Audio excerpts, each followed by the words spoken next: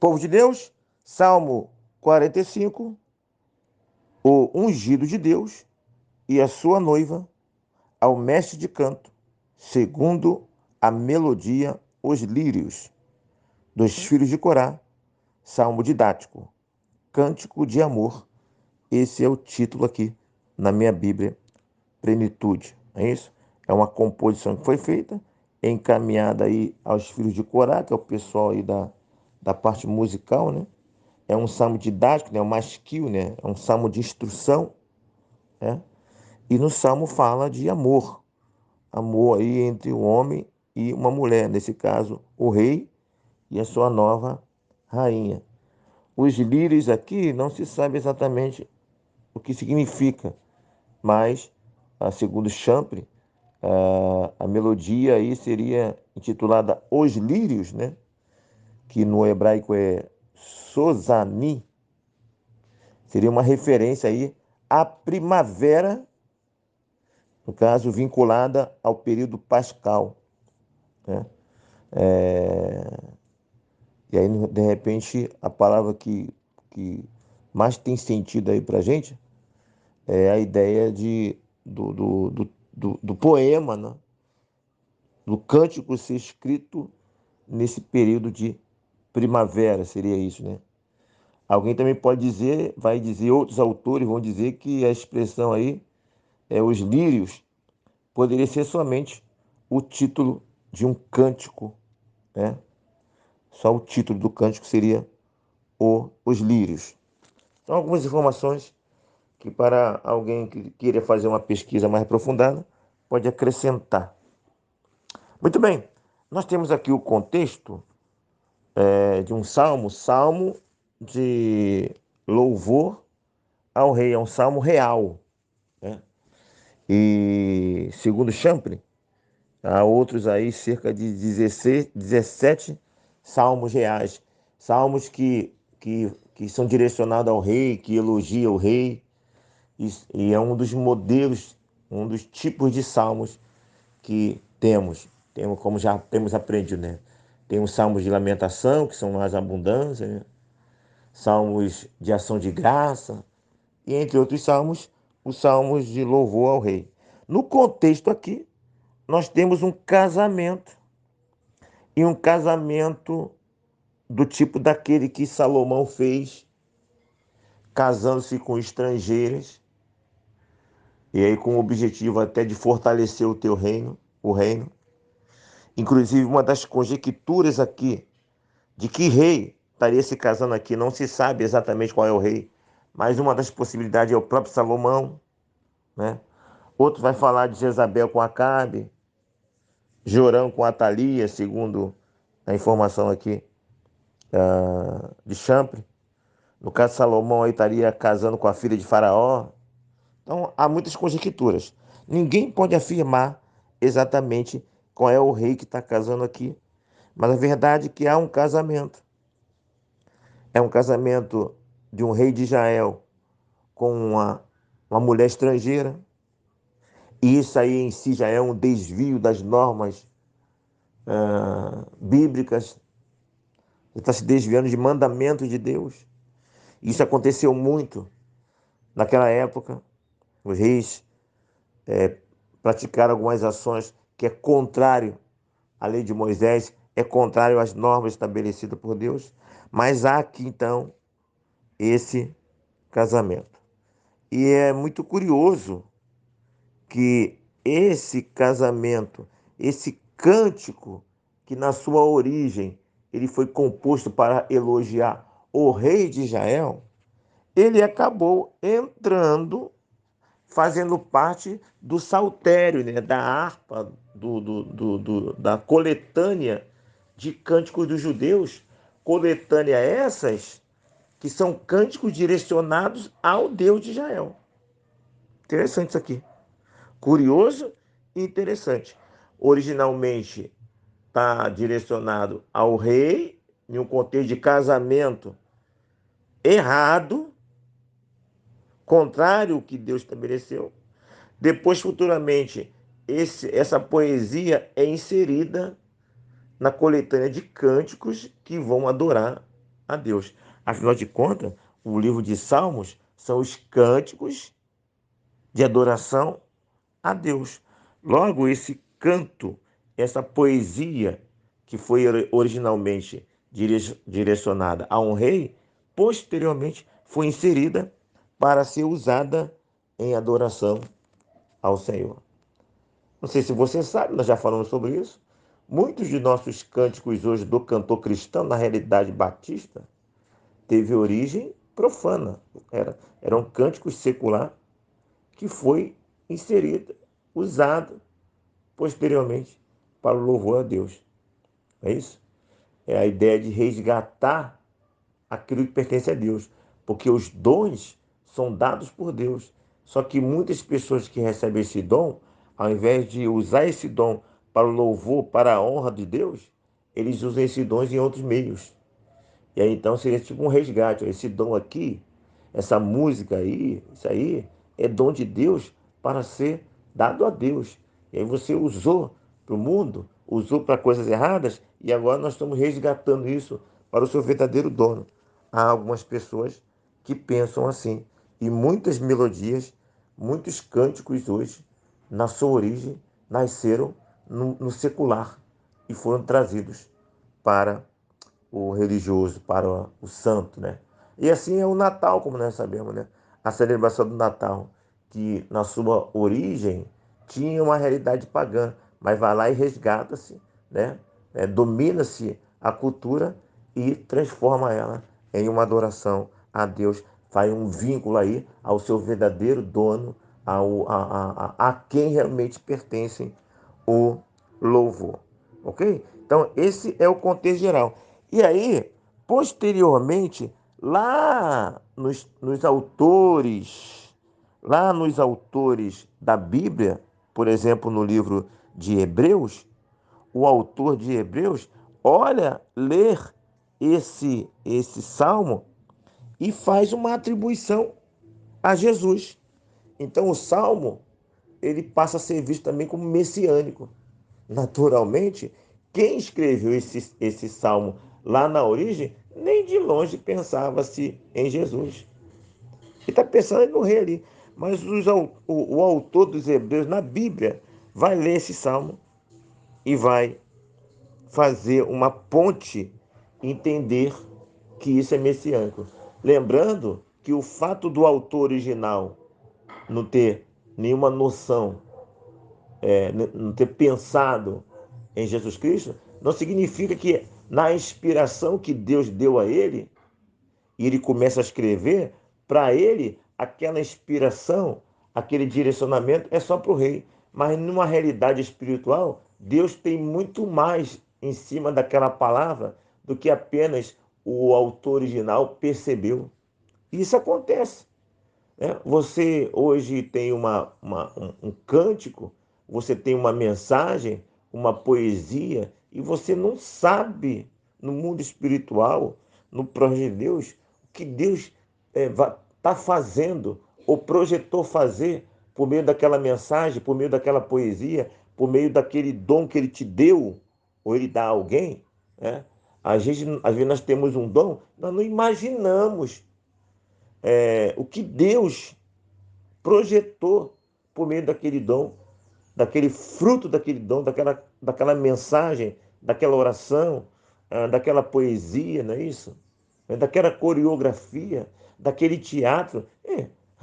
A nossa visão é limitada, mas a ferramenta de Deus pode ir muito mais além do que imaginamos. E é o que o autor de Hebreus percebe aqui. Eu fico imaginando o autor de Hebreus olhando aqui esse texto, né? O salmista lá está falando sobre o rei, mas ele nem imaginava que ele estava sendo usado para falar do maior de todos os reis, do rei dos reis, senhor dos senhores. Eu fico imaginando o autor de Hebreus, que faz menção a esse texto, falando sobre o autor do salmo, lá na época que ele foi escrito. Quer ver aqui, ó? Deixa eu ver aqui, o versículo 6 e 7, né? O teu trono, ó Deus, é para todo sempre. Cetro de equidade é o cetro do teu reino. a, amas a justiça e odeias a iniquidade. Por isso, Deus, o teu Deus, te ungiu com óleo de alegria. Se você pegar lá o Hebreus capítulo 8, livro de Hebreus capítulo 1, versículo 8 e versículo 9, ele está falando exatamente isso aqui, se referindo a Jesus. Então, o autor de Hebreus, ele lê o Salmo e entende que aquele salmo é messiânico. Assim como hoje também, com base no autor de Hebreus, o autor de Hebreus lê o salmo e percebe ali que aquele texto não é só para o rei, está se referindo ao Messias.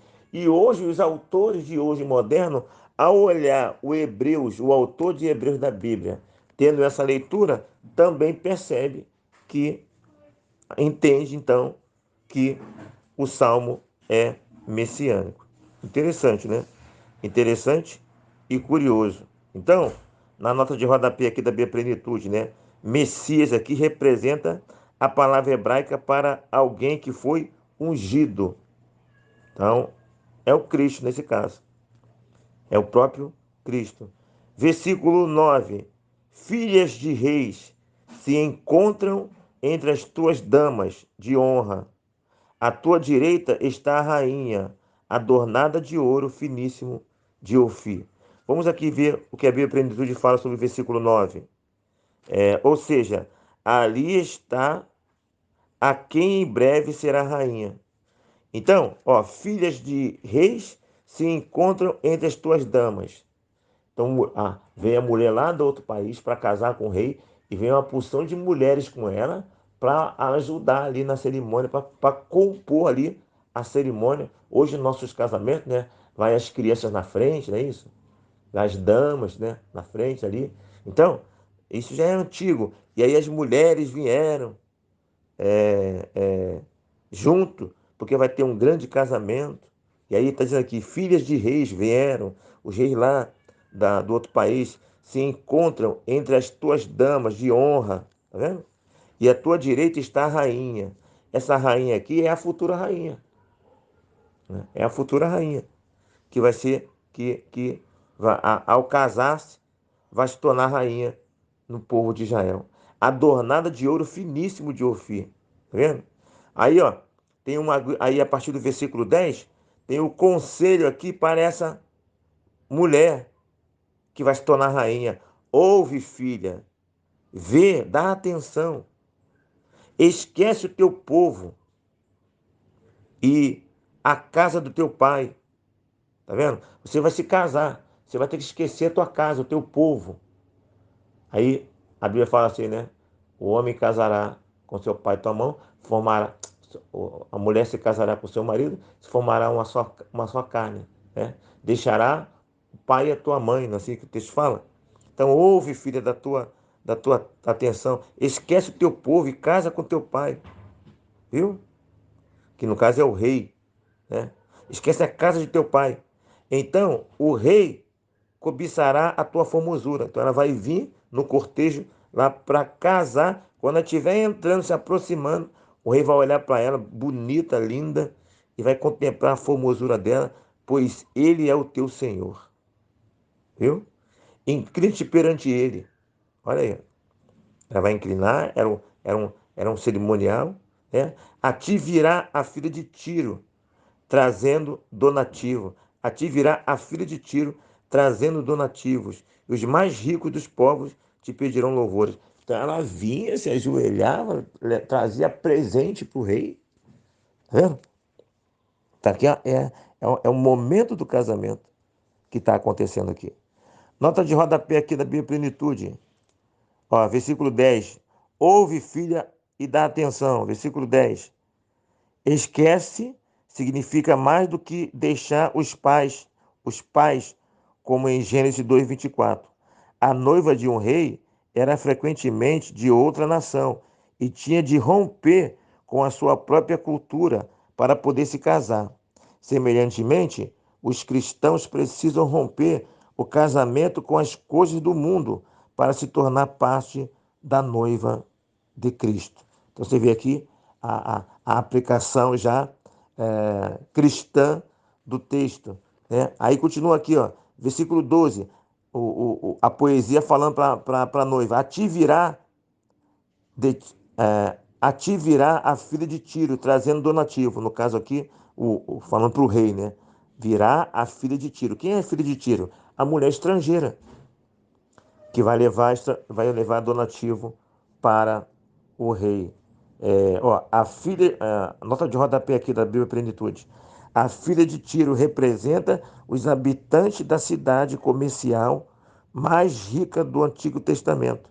Aqueles que se tornam a noiva de Cristo também recebem presentes. É isso? Se você ver Marcos 10, capítulo 29 e 30, vai falar que aquele que deixa, né, pai e mãe, que deixam, abandonam a sua realidade para aceitar a Cristo, eles não deixarão de receber os benefícios nessa terra e também os benefícios da vida eterna. Tá vendo? Os benefícios nessa terra, prosperidade, e também os benefícios da vida eterna. Então, é uma tentativa aí de ler o texto lá do Velho Testamento e perceber no texto referências a Jesus Cristo e também, mais modernamente, no nosso dia de hoje, perceber no texto aplicações para a nossa realidade hoje. Ok? Então, esse é o contexto todo aqui do capítulo 45. Um casamento de um rei com uma estrangeira. E aí, então, homenagem a esse rei. E aí há um entendimento de que esse contexto é um contexto messiânico. Olha o versículo 16 para encerrar. Em vez de teus pais, serão teus filhos, os quais farás príncipes por toda a terra. Então, falando, ô princesa, os teus filhos se tornarão príncipes de toda a terra. Ao você se casar com o rei, os teus futuros filhos serão os príncipes dessa terra. Ok? Então esquece a tua cultura e agora você pertence a uma nova realidade.